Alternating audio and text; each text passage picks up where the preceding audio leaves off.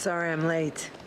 Basically, that means that we have Ben Affleck coming back as Bruce Wayne and Batman. Being Batman, he's sort of ridiculous and ultimately an exercise in ego because I The lesser of truth give my money. never gets old.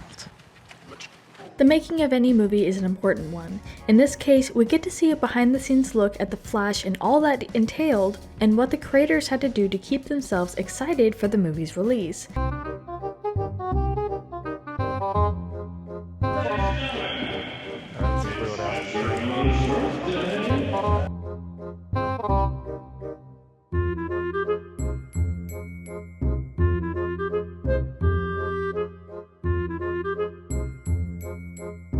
Today we're going to be taking a step back and walking you through the behind-the-scenes moments of what had to be done to piece this film together. I would wear it every single day if it were.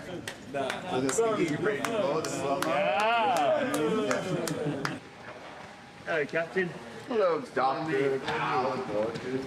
But before we get into more of these moments, some trivia for you. In what year were the first attempts of this film made? Leave your guesses in the comments down below and stick around to the end of the video to find out if your answer was correct. When the cake arrived, Mike Disco came to me and said, we can't give him the cake. And I'm like, why? He's like, because it's a monstrosity. So I saw it and I laughed so hard. I said, we absolutely have to give him this cake.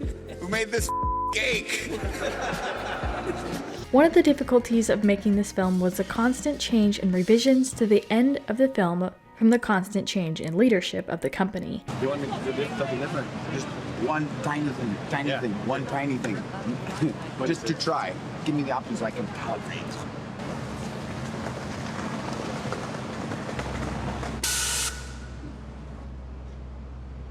And cut! This was amazing. What the napkin did was monumental. The original ending shot of the film, conceived by then heads of DC Films Toby Emmerich and Walter Hamada, featured Keaton's Batman as well as Calle's Supergirl continue existing in the new timeline but erase Cavill and Affleck's roles of Superman and Batman respectively from the DCEU continuity. This was made of different layers. This is a suit that is more organic, it's more flexible, and it incorporates also this electricity conductors that light up when he's running or when he's getting ready to run. So it's a suit made of lights, it's a suit made of circuits. In September of 2022, Gadet also filmed a scene for this ending. The scene was meant to have generated interest for the planned Man of Steel sequel and third Wonder Woman film, but before both were cancelled. Oh, yes. It's always wonderful to get into the suit and to see the guys. It's great. Gal had a baby during our shooting period, so there was a lot to take into consideration, but she came for a day. Hey, nice suit. Looking good, Barry. So it's clear that it was possibly crazy on set, doing constant reshoots and just trying to figure out what the studio wanted for the character and story with so many people on and off the project. You are the one, Kara. He was a great sport, and he morphed back into exactly Zod as he was before. Terraforming has begun. This world must die so that ours may live again. But real quick, make sure you guys check out our Instagram page, linked down in the description. There's a ton of interview moments and memes, so make sure you check it out and give us a follow. Let's do it by stage, and then Pete will give you a nod to take it up. Cue it, so just look at Ezra, see that he's in the zone before you cue it to go up. Okay, cool. Are you videoing this, Andy? Because I was going to say, video how quick his legs go in this. Check, go, big movie. The director and producer of this project also went into an interview explaining what was going on with bringing back Michaeal Keaton's Batman. Michael, and but when everything comes together, it's just it's just an experience that you can't. I mean, it's bigger than anything you experience, even in the movies, because you're in the Batcave. We had a full Batcave with the real guy, with the Batman suit. So yeah, it's hard to explain. And we even heard from Keaton himself on his perspective on making a return as this character. Weirdly and ironically easy, and a little bit emotional, and just a rush of memories. And without giving anything away, because I can't. And for those of you who hope for a future of the Flash character and a possible sequel, by October 2022, a script for a sequel had been written by David Leslie Johnson McGoldrick, who wrote the Aquaman films. In the event, the Flash performed well.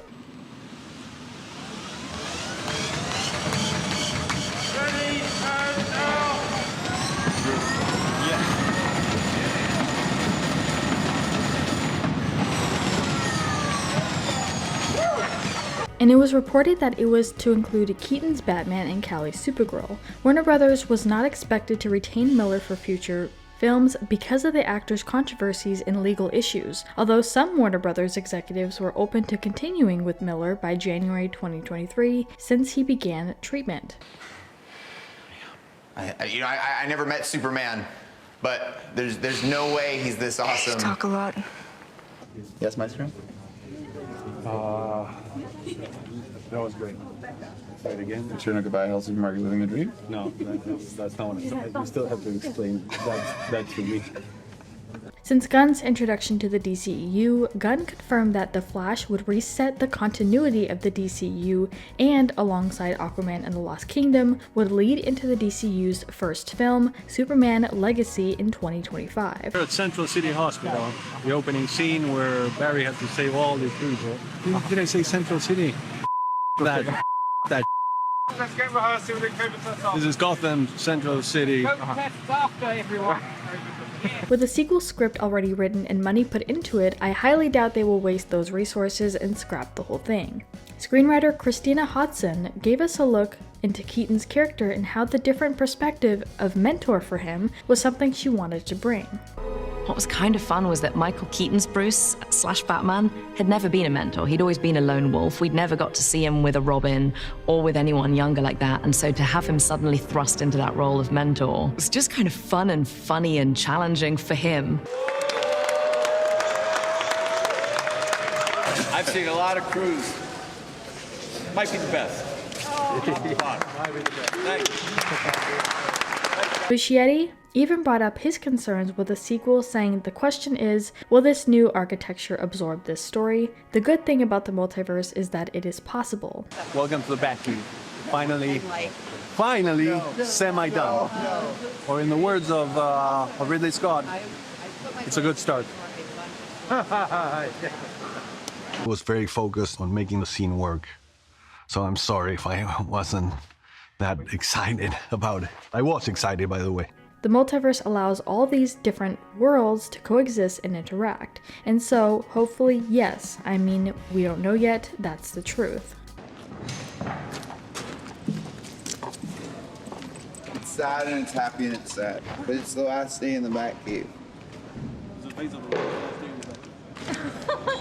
Dude, that's such a depressing photo. We have also seen moments of the Batman Bat-Cycle chasing scene and when they were shooting it at the time. And for us as a crew, it's great because we've been at this point shooting today for 94 days. So we're getting all like a lift and we met for 2 hours and discussed the scenes. 2 hours later, he had punched up his part. My ego's too big to say thank you to anyone else. It was such a privilege to see someone that cared so much about this iconic character. It was lovely. If we look back at the comics of this version of Barry, penned by comic book writer Geoff Johns, the Flashpoint series hit shelves in 2011. It ultimately acted as a segue from the then current story arc across the DC universe to the semi-rebooted and revitalized New 52 series meant to bring in new readers. We did this. We're destroying the fabric of everything. Who has experienced things that nobody else has. You're actually looking at a performance of an aging man, and it blew my mind when I saw it. I've lived more than you can dream. The changes that occurred to the shift to the soft reboot were ultimately explained by the Flash's entanglement with the timeline in Flashpoint. The comic book source material for the Flash actually depicted murderous heroes. Awesome. Perfect. Do you do alternating leg? You gotta roll through it. You gotta go roll through it. Dave, This proves my running technique all the time. Exhausted me with his running training. Now I'm exhausted before running. Good job, Dave.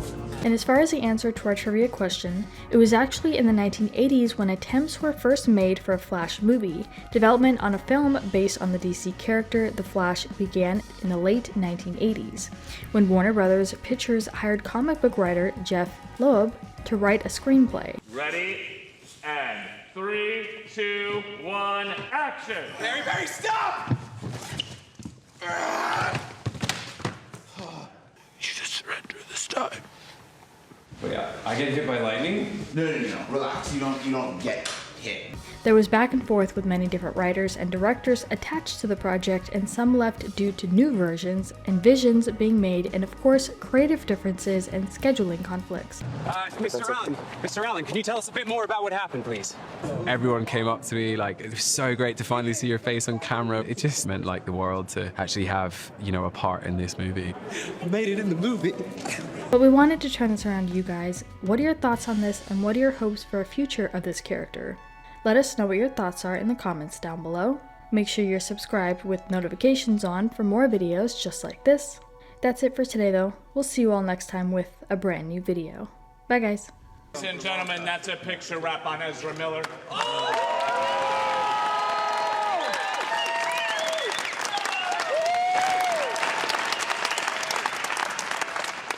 That's not true. At all.